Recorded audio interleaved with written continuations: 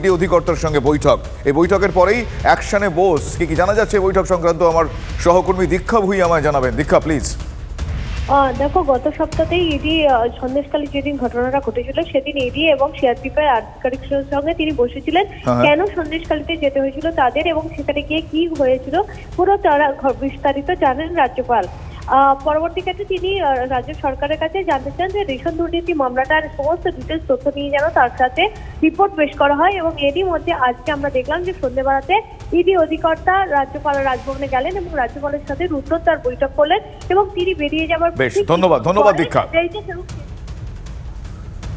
অন্যদিকে সন্দেশখালী বনগাঁয় ইডি আধিকারিকদের ওপর যে হামলার ঘটনা, এবার এই ঘটনায় রাজ্যের কাছে রিপোর্ট তলব করেছে কেন্দ্রীয় স্বরাষ্ট্র মন্ত্রক। অত্যন্ত গুরুত্বপূর্ণ এই আপডেট। পিটিআই সূত্রে খবর পাওয়া গিয়েছে। আমার সহকর্মী জ্যোতির্ময় আমার সঙ্গে রয়েছেন। জ্যোতির্ময়, কি আপডেট আমি জানবো, তবে আপনাদের আরও একবার জানাই এই মুহূর্তের অত্যন্ত গুরুত্বপূর্ণ আপডেট। রাজ্যের রিপোর্ট তলব করেছে কেন্দ্রীয় স্বরাষ্ট্র মন্ত্রক। পিটিআই সূত্রে খবর, আর কি জানা যাচ্ছে আমি জানবো আমার সহকর্মী জ্যোতির্ময়ের কাছ থেকে। জ্যোতির্ময়, আজকে বিকেলে কেন্দ্রীয় স্বরাষ্ট্র মন্ত্রকের তরফ থেকে নবান্নে চিঠি পাঠানো হয়েছে এবং সেই চিঠি গিয়েছে রাজ্যের ডিজিপি এবং তার পাশাপাশি হোম সেক্রেটারির কাছে এবং রাজ্যের চিফ সেক্রেটারির কাছে। সেই চিঠিতে স্পষ্টভাবে যে কথা জানতে চাওয়া হয়েছে তা হচ্ছে ঘটনা কি ঘটেছিল সেই সম্পর্কে বিস্তারিতভাবে রিপোর্ট জানতে চাওয়া হয়েছে, নিরাপত্তার কি ব্যবস্থা সেখানে ছিল সেই সংক্রান্ত রিপোর্ট জানতে চাওয়া হয়েছে এবং ঘটনার পরে এখনো পর্যন্ত রাজ্য প্রশাসন বা পুলিশ কি পদক্ষেপ করেছে সেই বিষয়ে হোম মিনিস্ট্রির তরফ থেকে বিস্তারিতভাবে জানতে চাওয়া হয়েছে। যে খবর আমরা পাচ্ছি 72 ঘন্টার মধ্যে অর্থাৎ 3 দিনের মধ্যে এই রিপোর্ট হোম মিনিস্ট্রিতে জমা দিতে হবে। একটা বিষয় এক্ষেত্রে মাথায় রাখতে হবে যে কেন্দ্রীয় তদন্তকারী সংস্থা তাদের বিরুদ্ধে যখন হামলার ঘটনা ঘটেছে, এই ঘটনা যখন সামনে লোকসভা নির্বাচন রয়েছে, এই ঘটনা লোকসভা নির্বাচনের সময় নির্বাচন কমিশন তারা যে কোনো রাজ্যে আইন শৃঙ্খলা পরিস্থিতির প্রেক্ষিতে যে পদক্ষেপ করে তা কিন্তু গত কয়েক মাসের প্রেসিডেন্টের ভিত্তিতেই করে। ফলত এই ঘটনা কিন্তু রাজ্য প্রশাসন। ধন্যবাদ জ্যোতির্ময়, ধন্যবাদ। কোথায় শাহজাহান শেখ? তাকে ধরতে পেরেছে রাজ্য পুলিশ? ইডির উপর হামলার সঙ্গে যুক্ত অভিযুক্তদের চিহ্নিত করা গেল না কেন এখনো পর্যন্ত? 5 দিন পরেও এ প্রশ্নগুলোর উত্তর কিন্তু নেই।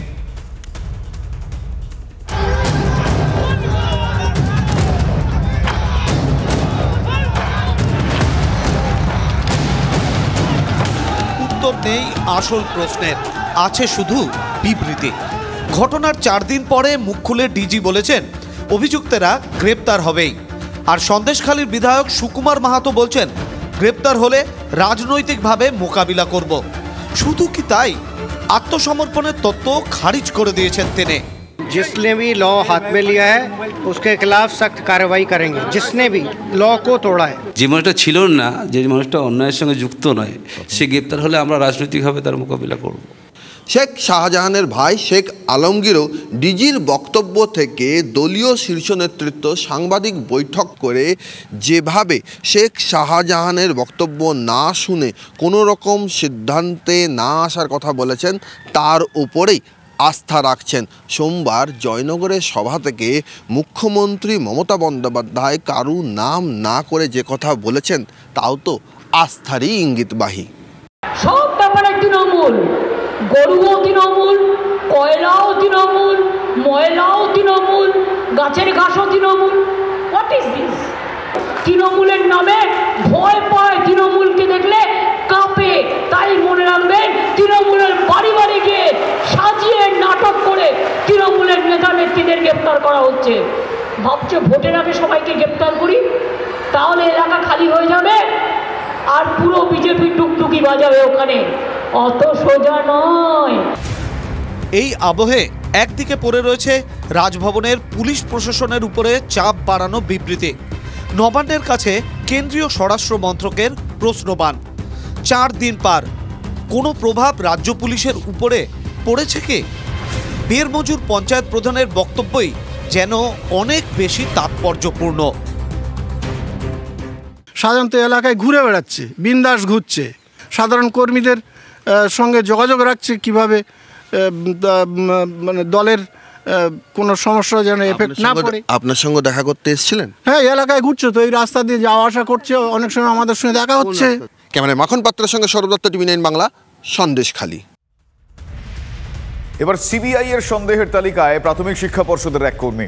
একদিকে প্রাক্তন সচিবকে জিজ্ঞাসাবাদ, অন্যদিকে পর্ষদের অফিসে তথ্য তালাশ। কয়েক ঘন্টা ধরে পর্ষদের অফিস থেকে 2016 নিয়োগের বিষয়ে তথ্য সংগ্রহ করে সিবিআই। কি আপডেট আমি জানবো আমার সহকর্মী সুমন মহাপাত্রর কাছ থেকে। সুমন, একেবারে দেখো, আজকে পর্ষদের প্রাক্তন সচিব রত্না চক্রবর্তী বাগচি তিনি কিন্তু নিজাম প্যালেসে হাজিরা দিয়েছিলেন। সিবিআই এর কড়া প্রশ্নের সম্মুখীন তাকে হতে হয়েছে। অন্যদিকে আজকেই দীর্ঘক্ষণ প্রাথমিক শিক্ষা পর্ষদের অফিসে কিন্তু সিবিআই কার্যত তথ্য তালাশ করলো। সচিবের সাথে, বর্তমান সচিবের সাথে তারা কথা বলেছে এবং সিবিআইয়ের সন্দেহে রয়েছে পর্ষদের এক বর্তমান কর্মী। সে পুরনো নিয়োগের সম্পর্কে সব জানে, এমনটাই মনে করছে সিবিআই।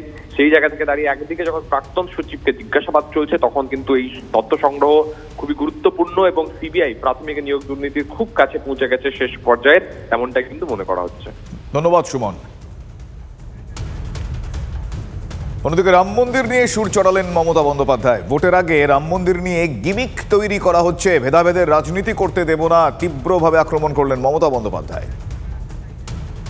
আমায় জিজ্ঞেস করছিল রাম মন্দির নিয়ে আপনার কি বক্তব্য, যেন আর কোনো কাজ নেই, একটাই কাজ।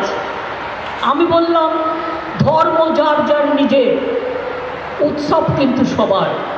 আমি সেই উৎসবে বিশ্বাস করি যে উৎসব সবাইকে নিয়ে চলে। আপনারা করছেন, করুন না, কে আপত্তি করেছে? আপনারা কোর্টের আন্ডারে করছেন, ইলেকশনের আগে একটা গিমিক শো করবেন বলে আমার কোনো আপত্তি নেই তো। কিন্তু তাই বলে অন্য সম্প্রদায়ের মানুষকে অবহেলা করা এটা কারো কাজ নয়।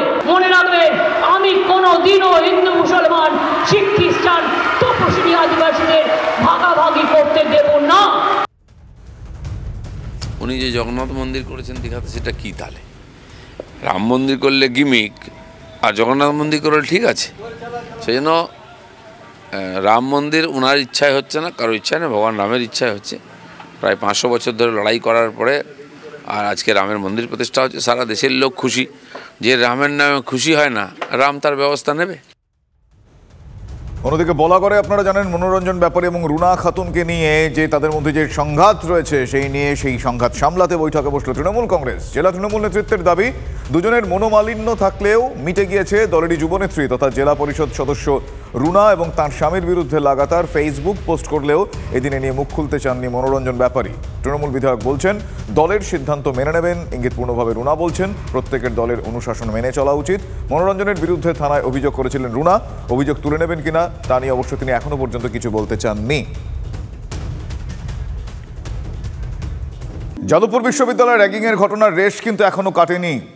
এরপর কলকাতা মেডিকেল কলেজ, আবারও রাজ্যের শিক্ষা প্রতিষ্ঠানে র্যাগিংয়ের কালো ছায়া। পোস্ট গ্র্যাজুয়েটের 2 পড়ুয়াকে 4 মাস ধরে র্যাগিংয়ের অভিযোগ সিনিয়রদের বিরুদ্ধে।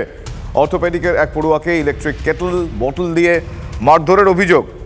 অপর পড়ুয়ার পেটে ঘুষি মারার অভিযোগ সিনিয়রদের বিরুদ্ধে। মঙ্গলবার অধ্যক্ষের কাছে ডেপুটেশন। অ্যান্টি র্যাগিং কমিটির বৈঠক ডাকল কলকাতা মেডিকেল কলেজ কর্তৃপক্ষ। সব পক্ষের বক্তব্য শুনে ব্যবস্থা গ্রহণের আশ্বাস অধ্যক্ষের। প্রযুক্তির ওপর নির্ভর করে বদলাচ্ছে মানুষের জীবন। কেবল টেলিভিশনে বিপুল বদল এসেছে প্রযুক্তির হাত ধরে। প্রযুক্তির বদলকে হাতে ছুঁয়ে দেখতেই শুরু হলো কেবল টিভি শো। মঙ্গলবার থেকে বৃহস্পতিবার পর্যন্ত মিলন মেলা প্রাঙ্গণে চলবে এই শো। প্রযুক্তির ওপর নির্ভর করে প্রতিদিনই বদলাচ্ছে মানুষের দৈনন্দিন জীবন। কেবল টেলিভিশনে বিপুল বদল এসেছে প্রযুক্তির হাত ধরেই। বর্তমানে সেই প্রযুক্তির হাত ধরেই কেবল লাইন বদলেছে ডিশ টিভি, আবার কখনো ফাইবার অপটিকে। প্রযুক্তির বদলকে নিজের চোখে দেখাতেই প্রতি বছরের মতো এই বছরও শুরু হলো কেবল টিভি শো। মঙ্গলবার থেকে বৃহস্পতিবার পর্যন্ত মিলন মেলা প্রাঙ্গণে চলবে এই কেবল টিভি শো। এখানে কোনো সাধারণ মানুষের জন্য এটা নেই, এটা আপনাকে বললাম, এটা আমরা দিচ্ছি কেবল অপারেটরদের ভাইদেরকে, কি ওরা টেকনোলজি জানতে পারে আর কি পারবে, কি আগে করবে, এইটাই হলো মেন উদ্দেশ্য। 200রও বেশি স্টলের মধ্যে থাকছে বিভিন্ন রাজ্যের কেবল টিভির নানান খুঁটিনাটি বিষয় ও প্রযুক্তিকে ছোঁয়ার সুযোগ।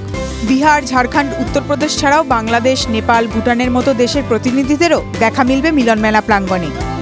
কেবল অপারেটর বন্ধুদের যে নতুন টেকনোলজি এসছে তার সম্বন্ধেই জানানো, নতুন প্রোডাক্ট কী কী এলো, আপনারা কিভাবে পরিষেবা দেবেন, তাতে আপনার বেটার কিভাবে হবে, সেটা নিয়েই মেলা।